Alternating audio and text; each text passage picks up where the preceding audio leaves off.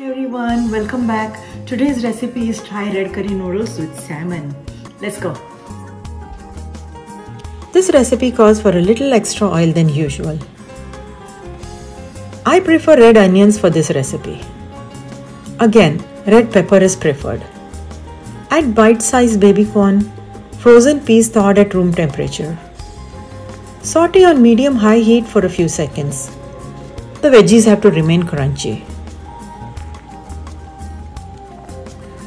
I'm using store-bought red curry paste. It's better this way if you can't find all the ingredients to make your own. Just incorporate it well with the veggies.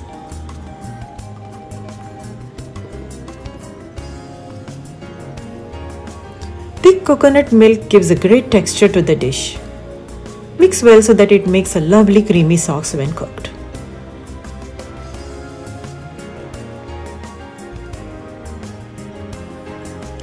I have cubed the salmon fillets. This way, they mix and cook well with the other ingredients. You can substitute salmon with shrimp. Toss them gently with the veggies and the red curry so that they don't break.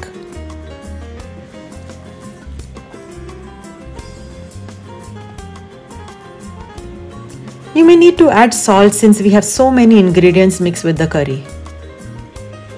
Again, toss very lightly now since the salmon is very tender.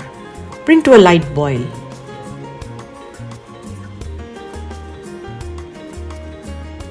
Sugar helps to break the spiciness of the red curry paste. At this point, the salmon is almost cooked. Gently mix to dissolve the sugar.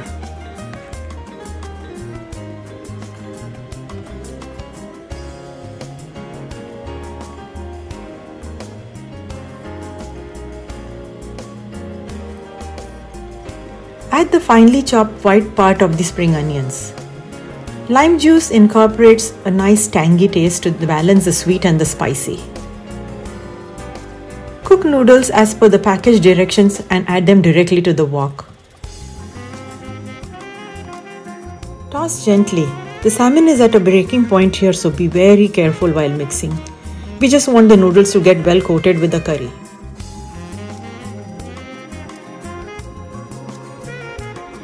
Garnish with fresh coriander leaves and the green part of the spring onions and mix again. A Thai red curry noodles with salmon dish is ready to serve. Serve garnish with more coriander leaves and spring onions and enjoy it hot. Hope you like the recipe. If you like today's recipe, give it a thumbs up, leave your comments below, and most importantly, don't forget to subscribe. Thank you. See you. Bye-bye.